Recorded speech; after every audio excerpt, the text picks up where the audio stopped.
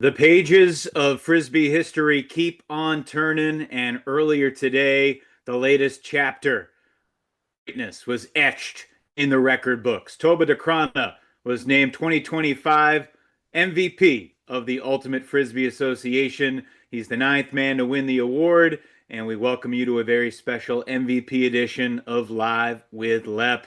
I'm Evan Lep, and I am thrilled to be joined by the latest MVP of the Ultimate Frisbee Association, Tobe Decraene. Tobe, congratulations. Thank you for being here. When you first found out that you were the MVP, not just of championship weekend, but of your second season in this league as a 21 turning 22-year-old in June, what was your reaction? I was actually in a grocery store. So I called my parents a bunch of times, forgot about the time difference, and they didn't pick up, of course, because they were sleeping. I called my girlfriend, and she picked up. So I was very happy. Yeah, I had to tell somebody, so I just called a bunch of people, which is was amazing. Yeah. How quickly did you call Jeff Babbitt? I didn't. I don't know. It's still like to me it's his award. Like he obviously got it last year and the year before. And he was in the top three this year. I think he still deserves it as much as I do. So I didn't want to I guess say that I got it that fast. We hung out that evening and I told him and he was super happy for me and he already like arranged a dinner for tomorrow evening. So yeah, super grateful. That's really cool. And it's really awesome the partnership that you have built in, I mean, just less than a year of really knowing each other in the UFA. I know you guys competed against one another last year and you've watched him from afar, but he's become a champion of yours in so many ways on and off the field that to share that with him must be really special.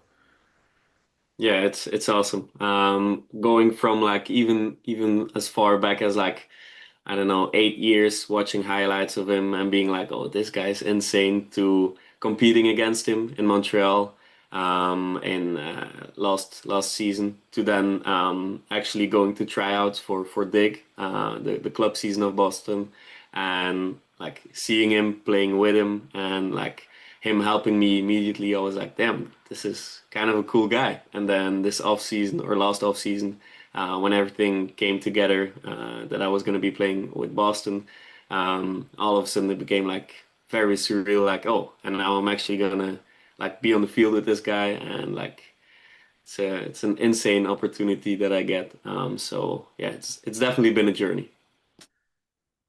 And obviously, the MVP was won 4 years in a row by New York Empire players.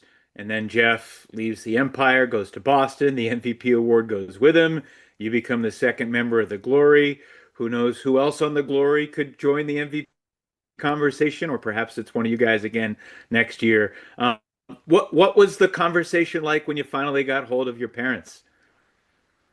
Um, they were super excited for me. It's actually quite fun because it's my mom's birthday today, so happy birthday, mom. And it's like a fun combination of like this award being presented today and her birthday and a bunch of family being over. So I called with them and everybody was like very ecstatic, very happy. So it was a happy conversation for sure. I know they stayed up to watch the semis and finals at championship weekend. It would be really late for them to stay up and watch this live, especially when they could watch it when they wake up in the morning. Are they tuned in right now, or are they sleeping soundly? I don't think they'll be tuned in. It's 3 a.m. in Boston in Belgium right now, so I think they'll watch it tomorrow. But yeah, they were watching the semifinals, the finals. My dad actually had to hold my mom back to buy a flight to Madison, which I'm happy she didn't. It would be more time difference than she would have actually been there. So. Yeah, they're very big supporters, which I'm eternally grateful for, and they'll be watching this tomorrow for sure. You told us at championship weekend that Frisbee has been a part of your life since as long as you can remember. Your parents played, your uncle was a top player. Can you talk a little bit more about, your parents as ultimate players and kind of what the sport has meant to your family and kind of remember your childhood learnings of Frisbee? Yeah, so my the side of my mom played frisbee. My dad didn't play, but he's maybe the biggest supporter of Ultimate in the world. So he's definitely involved in all of it. Um, so every holiday, every weekend when we had like family gatherings or whatever, we used to always like just go there with the idea of we're gonna play frisbee. I have two nephews, one niece, two brothers, and then now recently another two nieces who hopefully are also gonna start playing. But besides the two little nieces, everybody plays frisbee at a fairly high level. I think almost everybody played that in a national team at this stage. So yeah, it's been from day one like playing frisbee is the stuff I want to do, and yeah, it brings the family together, I'd say. I mean, I remember you saying it was around 14 years old, maybe, that you kind of changed your mindset in terms of how seriously you approached the game and your approach to training and practicing and everything. Like, what was it? I mean, was there a specific moment where your mindset changed that kind of led toward where we are today? Or was it a sequence of moments? What was it? It's actually kind of a funny story and a not so fun story. So I was in school. We have a different system in Europe. Basically, our high school is from 12 years old until 18, and then you go to college. And after 3 years of high school, um, I was in a fairly like strict school, and I wasn't the best student, let's say. So. I got a bad year and I had to redo my year, which kind of made me rethink a lot of stuff. And then I moved to a sports school. So I started training 18 hours a week in school. And then I was like, okay, this is definitely the stuff I want to do. And then I was thinking where I could go with being an athlete. And I happened to be playing Ultimate at the time, and I discovered the UFA or the ADL back then, and I was like, okay, it hasn't been done before. A European guy, especially like a young guy, going to the States, actually playing there, um, basically changing my life to become an ultimate player. And it's quite hard if there's not like a path by somebody who has done it already. But we're here now, and yeah, I think that year was the year that like made me realize like, okay, I want to do this stuff. I want to go all the way for frisbee, and guess it paid off. The fact that I'm talking to you right now. Was there ever a consideration to give it your all in a different sport? Was there, were there other sports you played growing up? What was it about Frisbee that made you kind of fall in love with the game and, at a young age, pretty remarkably commit yourself to this endeavor, which, as you had said, not too many country have really bought into the way you have. Yeah, there was definitely a different sport that I thought of going with all the way. Football or soccer, as the Americans say. Um, I played for a long time, and like the sports school I was in had a lot of like semi-professional soccer players who had like contracts with brands and like made good money like at 15, 16 years old. And I was like, damn, I don't know even if I'm going to be the best in the world if I can make money with this stuff. So it was definitely like a thought of maybe I shouldn't go all in with this and maybe search a sport that makes more money. But as you said, like the love for the game, just the feeling I get when I chase a disc, when I know there's going to be an opportunity to do layout D, when I sky somebody, when I throw a hook, anything like that is just a feeling I've never been able to find somewhere else. So I definitely made the right choice. Yeah, I think a lot of folks out there in this sport in particular understand that feeling, and there's something that draws you to this sport. Um, as you committed yourself, I mean, what were the things that you did to become not just one of the best players in Belgium, but one of the best players in the world and the best player in the UFA in 2025? I went to great lengths, let's say. I used to start school at 8, 10 past 8, I think, and end at like 4, sometimes 5, because I had a lot of extra sport at school. My days were a little bit longer than usual. But I still wanted to get the 2 days in, which I still do to this day. So I trained before school. My dad is a nurse, and he would wake up at like 5:36 to go to his work, and I would wake up with him and go to the gym before school to then have like 2 hours of swimming or track and field at school. And then after school, I'd go to the field or the gym again or run or do anything. So I went to great lengths to pursue this passion, I guess. Incredible where it took you, to Rookie of the Year last year, and obviously Bree Stevens Field. We're looking at some of the highlights. It's been over a month now, Toba, since you vanquished Salt Lake, fought semifinal, and then got past Minnesota, grabbed that championship weekend necklace, and more importantly, the UFA championship trophy. Have you gone back and rewatched all these games? How much fun is it to relive the glory, pun intended, I suppose? It's incredible. I try not to rewatch it too much because we still have a season going on, the club season. And something that I learned is you try not to hype yourself up too much until after the season. So I try not to watch the highlights too much, watch the game back too much. So yeah, it's seeing the highlights right now on the screen obviously makes me smile because it was an amazing time. But yeah, I guess I'll go back after the season to watch a bunch of the highlights and watch some games back. So obviously the MVP race was really tight. There were a lot of good players in the mix. Your teammate Jeff, your countryman Don, Atlanta's Austin Taylor was right there as well, in my opinion. In the regular season, you threw a lot of goals and threw a lot of goals and caught a lot of goals. Um, what changed in the playoffs? Why did you throw almost as many assists in the three playoff games as you did during the 11 regular season games that you played? Um, I guess I know when to turn it up. I wouldn't say I was saving myself, but there's a different pressure and a different feeling when you play to survive.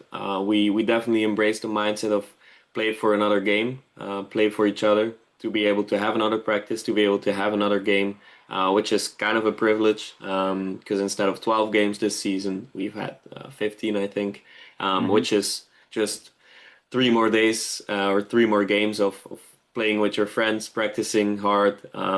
So that's basically the mindset we embraced, and I think I was able to get the right mindset as well. I work with a personal mental coach as well, Gabe Franklin, and yeah, I think he prepared me like awesome for championship weekend, for playoffs, and I felt like mentally and physically 100% at all three of the games, and it paid off in the score. I didn't have to do too much in the playoff game, the first one, thanks to our defense, but I made up for it in the 2 games that followed. Yeah, they were great games, and they certainly had plenty of drama. And the Glory were not perfect along the Yep. road. Salt Lake and Minnesota both pushed you and created some adversity, but y'all were the better team at the end of the day. When someone from the UFA reached out to you to let you know you were the MVP, it wasn't me, it was somebody else. They asked you for a quote reaction, and you said, "quote Winning this award is only the start of what I have set out for myself to achieve," unquote. Can you elaborate on that? What do you envision in your future? What are the short-term goals and what are the long-term goals for you at 22 years old? Yeah, that's a quote I had to. I realized after I called my mom actually to let her know I won the MVP because she was like, "Okay, so you won Rookie of the Year, you won a championship, and you won MVP. Like, you've done it. You can come home now." And I was like, "No, this isn't how it works." So I guess that's what I mean by that. There's so much I want to achieve still, not only in the UFA in different leagues as well. But I think doing something 1 year is is amazing, but it can be luck. I'm not saying ours was luck, but I want to prove it's not luck. So I think there's definitely still stuff that I have to work on. I can improve my game in so many aspects. I'm finding things I want to work on every day. And yeah, I think a one time thing is fun, but if you want to like establish yourself for forever, basically in the books of history, there's more than one time stuff, let's say. What would you say are your biggest weaknesses that you're still looking to improve getting I into don't your know if I mid have to say 20s? that right now, but the obvious ones are turnovers. I think I worked a lot on them in the off season, and I dropped my turnover rate by quite a lot compared to last year. I don't know how well represented it is because obviously it's a different team, it's a different playing style, it's a different role I have to take on. But yeah, I would say there's still a lot more work to be done on the turnovers. And that's the main one for me. Finding my role in the team is also still a big one. You've probably seen I've been a deep receiver. I've been sometimes a handler, sometimes first in the stack. So it's still something I'm figuring out. But I think that's like only the tip of the iceberg of what I have to do or what I can work on still. So yeah, there's plenty of stuff to do. It's pretty incredible and kind of crazy to me that the MVP and the runner-up for MVP in the Ultimate Frisbee Association, based in the United States and North America, are two guys from Belgium, a 24-year-old named Don, and a 22-year-old named Toba, yourself.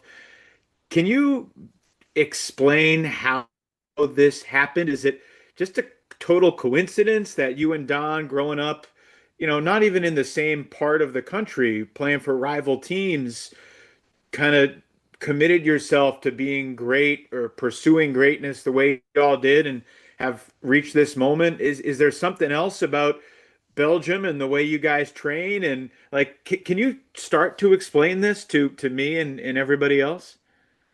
Um, I don't know if I don't think it's a coincidence to start with. Obviously Dan is an awesome player. He's one of the best to do it. I do think we're a very small country and we play each other almost on a weekly basis. I'd say like maybe once every 2 weeks, once every 3 weeks in an indoor competition, in an outdoor competition, in a youth tournament back in the days, or in an adult tournament nowadays. So you get to face off like a lot, which every time one of the two wins, it's like, damn, I gotta work harder now because like he just beat me. And I think that might be one of the things that makes motivates not only me but also him and other people in Belgium. Um, yeah, I think there are plenty of uncovered stars still in Belgium. Sufjan didn't really have the chance this season yet to show out, but I think with one of the catches he made, it was like more than clear that he's also a big star. And there are lots more to come, under which my two brothers as well. They're also incredible. So I think there's a lot of players in Belgium to be discovered that could also be on the top of this league. I know that I've heard folks, in the United States Frisbee community be like, well, why didn't, Toba join Don's team, or why didn't Don join Toba's team? Like, can you speak to the rivalry that you guys have kind of created? And does that rivalry come now into United States, both in the club scene and obviously the UFA? So we have a big rivalry club-wise. I do think it was like a coincidence, us not joining the same teams. He obviously played for Mooncatchers or plays for Mooncatchers, and they picked up Johnny Bansfield and Paul Arthurs. Hmm. And I think that way the connection to Machine and to the Union was like easier, I guess, than him joining Boston. I also think it's fun playing against each other. Like it gives like a little the vibe of Belgium as well. Like we face off in Belgium, then we face off in the US, and then we go to wherever to play together for the national team, which is kind of fun. So yeah, I think that's the main reason why we're not on the same team in the UFA. What what's the future look like for Belgian Ultimate, both, domestically in terms of your country pursuing world championships and their top players coming over to join the UFA and play here in the North America? Um, I don't know what's to come, to be honest, but I would say the sky's the limit. The fact that we have the same amount of bids for WCC, which is World Club Championships, as the US, kind of like speaks for itself. We have 11 million people in Belgium. You guys have 360 million, I guess, Something like that. somewhere around that number. But we still have the same amount of bids to go to World Championships, which kind of speaks to how much we're on the rise. I hope that we can finally grab a world title. I've been in two finals, which both of them I've lost. So it would be awesome for me and for Belgium to finally win a world championships. All right, circling back to the UFA in your season as we wrap up on this night celebrating your MVP.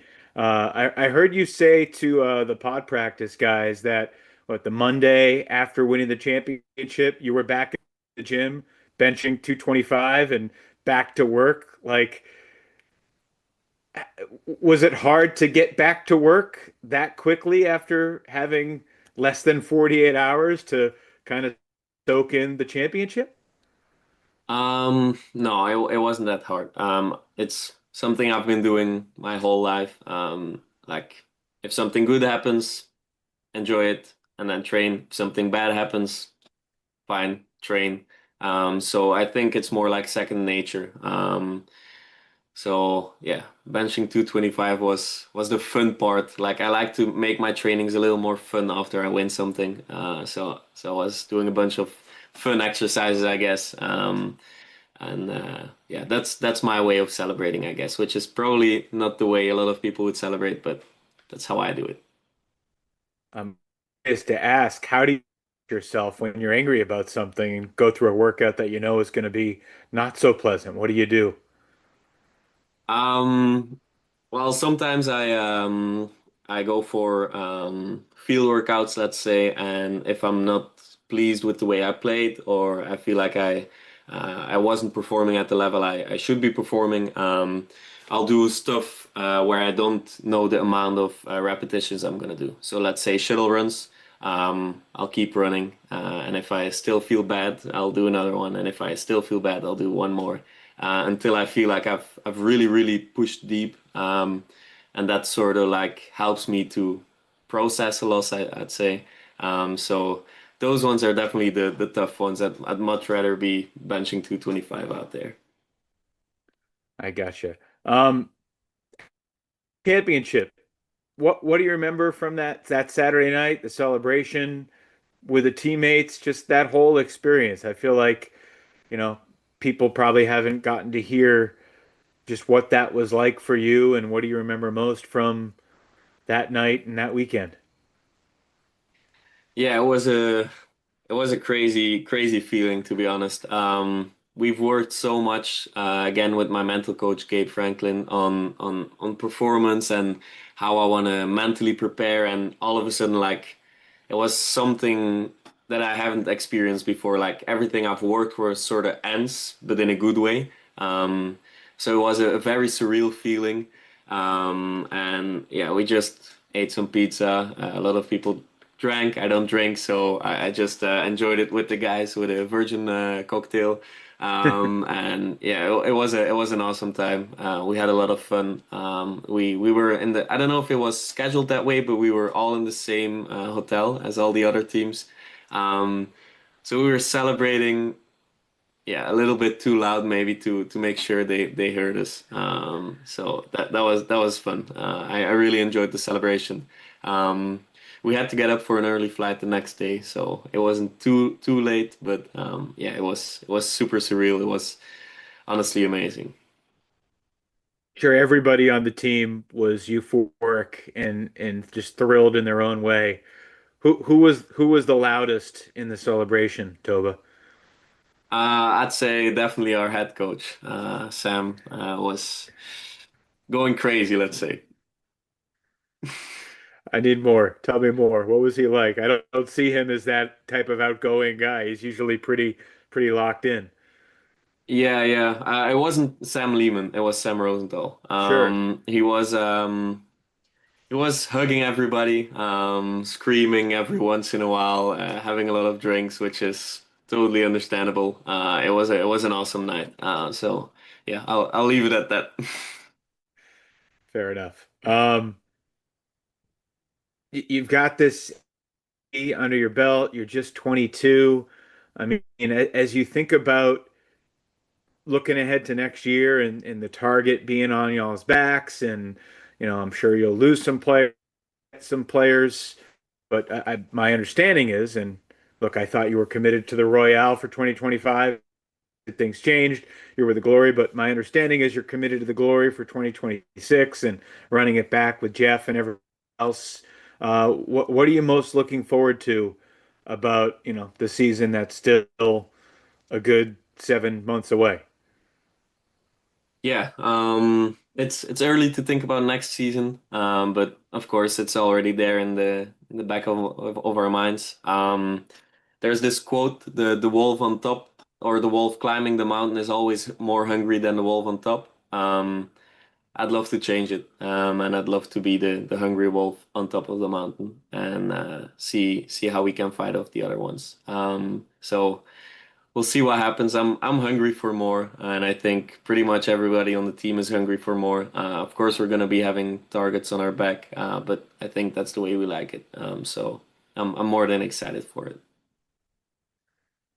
Well, I think that's a great place to leave me fired up for the season. And again, we're still many months away, but Toba joining us this evening. Congratulations again on taking championship weekend MVP and season MVP and becoming the youngest to ever do it and the first international player to do it. And hopefully you are truly a trailblazer with more success coming for you, but also a lot of other young players getting ready to follow in your footsteps and nip at your heels a little bit. Be a hungry wolf chasing after you too. So Yep. thanks again. Hope you enjoy your cold winter in New England.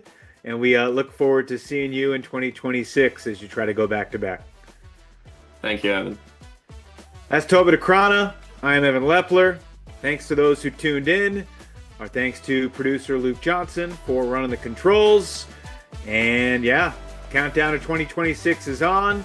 UFA MVP Tobe Decraene wrap up the 2025 season as the MVP and the champion. Thanks so much for being with us, everybody. Have a great night.